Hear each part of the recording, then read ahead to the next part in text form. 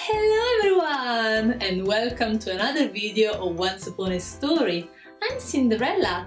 I hope everyone is well and safe at home. Today I'm gonna read you my story. So let me show you the book that we're gonna read today.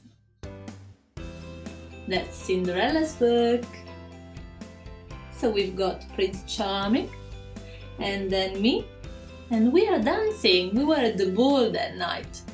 That was such a beautiful night, very romantic as well. Everything was going so well, till that last stroke of midnight, when everything was back as it was before. But thanks to my lovely glass slippers, today I'm living in this beautiful castle. I married Prince Charming and we're living our happily ever after together. I wanted to show you a beautiful gift that my fairy godmother gave to me. It's a carriage with a horse. I know, it's very beautiful, isn't it? She gave it to me to remind me of that beautiful night. With her bibbidi-bobbidi-boo, she transformed a pumpkin in a carriage.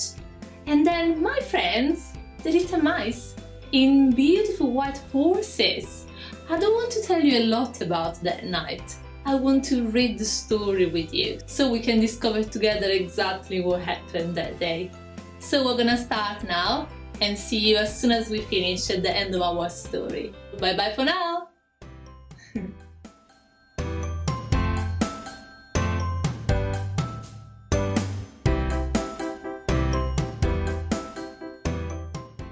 Once upon a time, in a faraway land, there lived a rich, widowed gentleman and his beautiful daughter, Cinderella. Cinderella's father was kind and loving. He married for a second time, so that his daughter had a mother to care for her. Cinderella's stepmother had two mean and ugly daughters of her own, called Anastasia and Rosella. When Cinderella's father died, her stepmother stopped pretending to like her. She was jealous of Cinderella's charm and beauty, so she forced the young girl to become a servant in her own home. Cinderella was given a tiny bedroom in the attic. Her only friends were the birds and mice.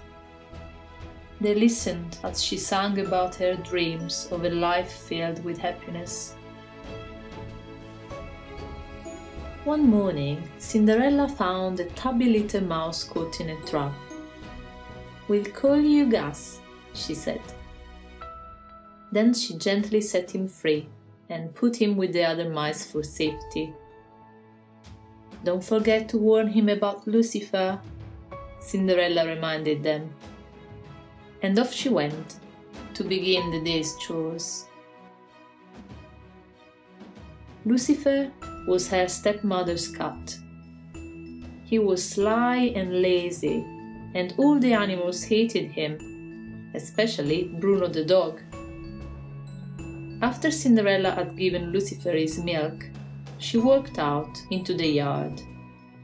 "Breakfast time," she called, scattering corn for the chickens. The mice came running for some breakfast too, but Lucifer was blocking the way to the corn. One of the mice, Jack, crept bravely up to Lucifer and kicked him. There was a loud splash. This made Lucifer very angry. When he saw Gus busily gathering up some of the corn, he pounced on him. Luckily, Gus managed to escape to the kitchen. He scampered up onto a tabletop, where he rested against a teacup. Suddenly, the cup flipped over, trapping Gus underneath. Just then, a voice shrieked from upstairs. "Cinderella!" "I'm coming," Cinderella sighed. She picked up the breakfast tray and made her way upstairs. Under the teacup, Gus was safe at last. Not far away, in the royal palace, the king and Grand Duke were talking about the prince. "It's time he married," grumbled the king. Suddenly he had an idea. "We'll have a ball tonight," he cried, "and invite every young maiden in the kingdom. The prince will surely fall in love with one of them." So invitations were sent out that very day. When the royal messenger delivered the invitation to Cinderella's house, Cinderella went to find her stepmother. She was upstairs in the music room, listening to Anastasia and Drizella singing. "There's going to be a ball at the palace," exclaimed the stepmother as she read the invitation. "Every young maiden is to attend." "Why, that means I can go too," said Cinderella hopefully. Anastasia and Drizella shrieked with laughter at the idea, but Cinderella was determined. "Well, why not?" she asked. Her stepmother thought for a moment. Then a sly look crossed her face. "I see no reason why you can't go, if you get all your work done." "I'm sure I can," cried Cinderella, rushing upstairs to find something to wear. Cinderella opened her wardrobe and took out one of her mother's old gowns. "It's a little old-fashioned, but I'll fix that," she said. The mice knew that poor Cinderella would never have time to finish the dress, so they decided to work on it themselves. They sang merrily as they cut and sewed the material. At last, the pretty dress was finished. It was trimmed with an old sash and beads, which Anastasia and Drizella had thrown away. Later that evening, Cinderella sadly returned to her attic room. She had been so busy that she hadn't had time to get ready. Out of the window, she watched the carriage arrive to take her stepmother and stepsisters to the ball. As Cinderella turned away, she suddenly saw the dress. "Surprise!" her friends cried. "Oh, it's wonderful!" Cinderella exclaimed, hardly able to believe her eyes. In no time at all, she had slipped the dress on and was rushing downstairs to the carriage. But when Anastasia and Drizella saw their stepsister looking so beautiful, they were filled with jealousy. "Why, you little thief!" Drizella screamed, spotting her old beads around Cinderella's neck. Then Anastasia looked at the sash. "That's mine!" she cried, grabbing the sash and ripping Cinderella's dress.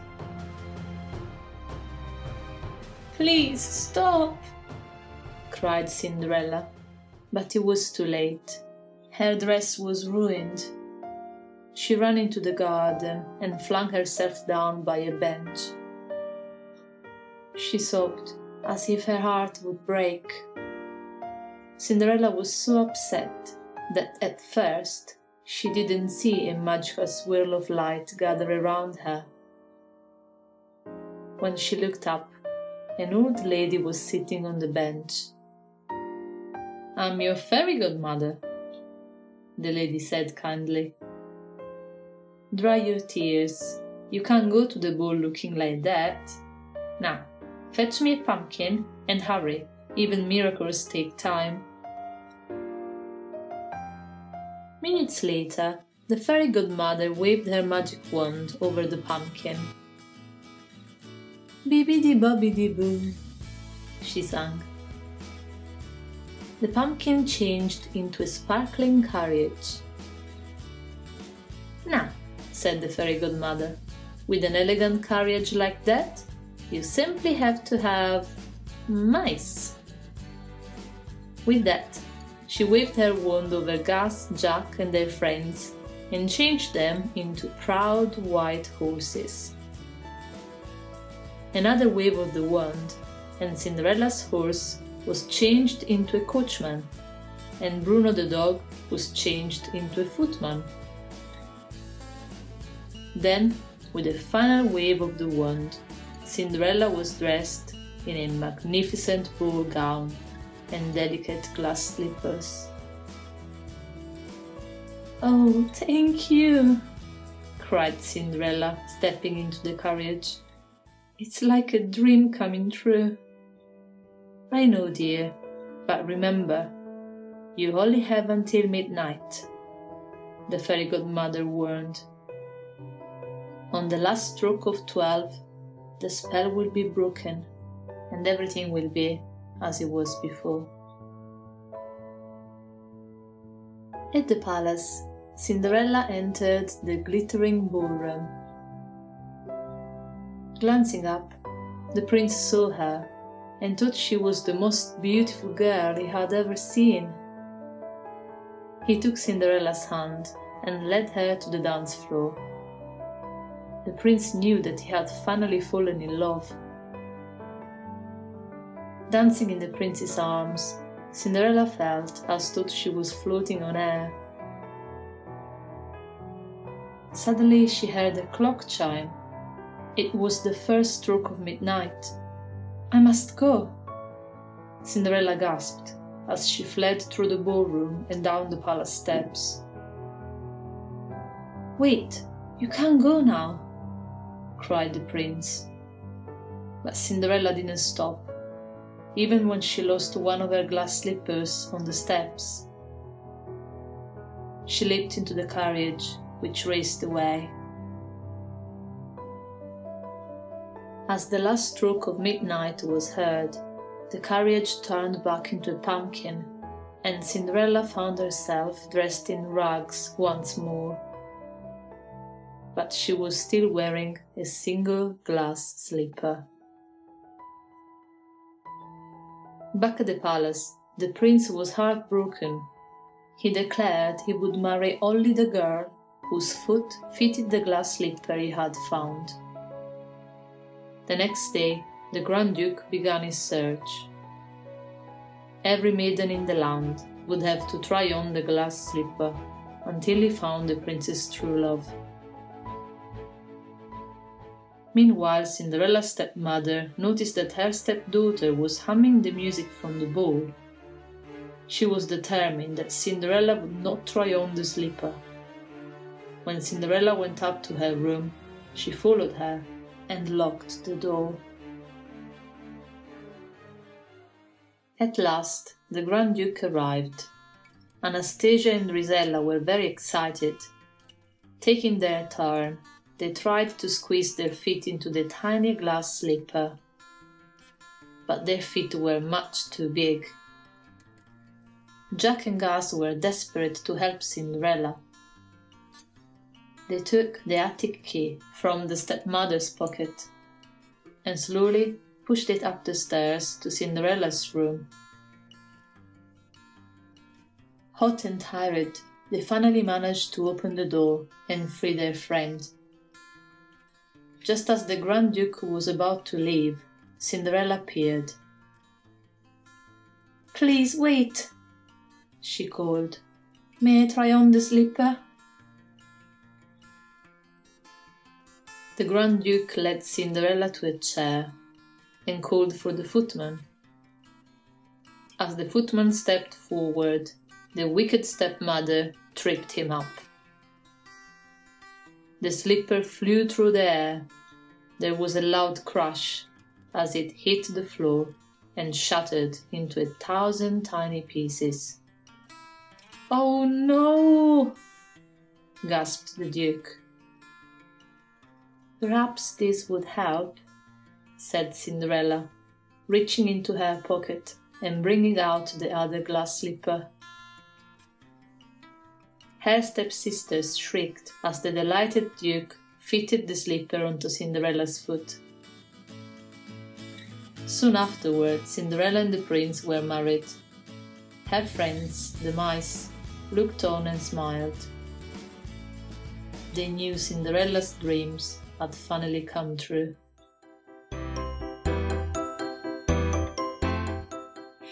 Hello everyone! Welcome back! I hope you liked my story. Before I go, I'd like to teach you some more British Sign Language. Because my story is focused on the last stroke of midnight, I was thinking to talk to you about time. I want to show you how to say the time during the day. So we start with 1 o'clock. 1 o'clock. So you need just to twist a little bit your hand and indicate the number 1. 2 o'clock. 3 o'clock. 4 o'clock. 5 o'clock. And then when you need to say 6 o'clock, you keep using the same hand, okay? So this is 6 o'clock, 7 o'clock, that is different from the 2, yeah? That's 2 o'clock, and that's 7 o'clock. And then if you want to say 8 o'clock, 8 o'clock, that is different from 3 o'clock. And then we've got 9 o'clock, 9 o'clock, it is different from 4 o'clock. And then we got 10 o'clock. For 10 o'clock you use both of your hands. 10 o'clock, and then 11, 11 o'clock, and 12 o'clock. Let me also show you how to say a quarter to, a quarter past, and half past. So this is a quarter to, and this is a quarter past, a quarter past. And if you want to say half past, that's half. I'm going to show you also how to say morning, afternoon, evening, and night. So that's morning, morning, afternoon, afternoon, evening, evening, and night, night. So children, thank you very much for being with me today. Oh my goodness, is it midnight? Oh, no, of course not, it's just midday. It's time for me to go. I need to go cooking. I want to prepare a beautiful meal for my Prince Charming. I love cooking and I like doing houseworks too. Just because I'm a princess now, it doesn't mean I don't do houseworks. So see you next time. Bye bye everyone, and stay safe.